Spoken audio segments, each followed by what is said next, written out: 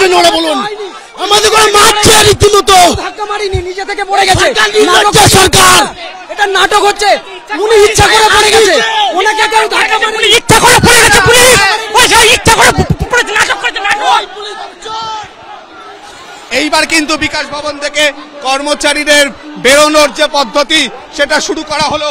বিকাশ ভবন থেকে কর্মচারীরা বেরোতে শুরু করেছেন। আপনারা কি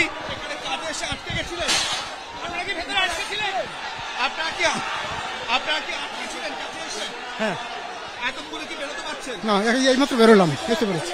হ্যাঁ, এই মুহূর্তে অনেকেই কিন্তু এবার পুলিশ কর্ডন করে যারা বিকাশ ভবনে আটকে ছিলেন তাদের বার করার যে পদ্ধতি সেটা শুরু করেছে। এক এক করে বেরিয়ে আসছেন সবাই। আপনি কি আটকে গেছিলেন? যারা বেরোচ্ছেন তারাও কিন্তু আতঙ্কিত। সার্বিকভাবে যে পরিস্থিতি, যারা এতক্ষণ আটকে ছিলেন ভেতরে,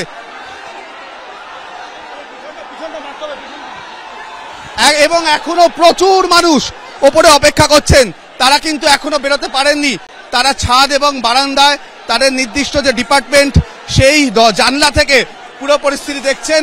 কিন্তু ইতিমধ্যেই পুলিশ এক এক করে কয়েকজনকে বার করার চেষ্টা করছেন এবং সেই বার করার পথে বাধাও তৈরি হচ্ছে এবং সার্বিকভাবে এই আরো একজনকে ধাক্কা মেরে পুলিশ সরিয়ে দিল। কি অভিযোগ, কিভাবে লাগলো? পুলিশ মেরে, পুলিশ মেরে, জেন্টস পুলিশ, জেন্টস পুলিশ। উনি বলছেন আমার পায়ে লেগেছে, আমাকে একটু দাঁড়াতে দিন, আমাকে একটু দাঁড়াতে দিন। 5 জন মিলে ওনার পায়ের উপর পা, কোন 5 জন? মহিলা র‍্যাব 5 জন পায়ের উপর পা দিয়ে টানতে টানতে ওখান থেকে আগায় নিয়ে আসলো।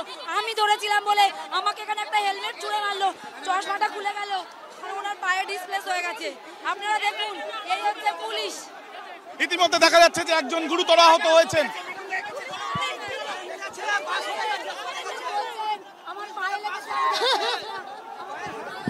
একজন গুরুতর আহত হয়েছে। আরো একবার উত্তেজনার পরিস্থিতি দেখাতে বলবো দীপেন্দ্র সিংহকে, যেখানে আমরা দাঁড়িয়ে রয়েছি। ঠেলে ফেলে দিয়েছে রোডে, ওই গেটটার মধ্যে পিছন থেকে ঠেলেছে। কে ঠেলেছে কি করে বুঝবো? হ্যাঁ,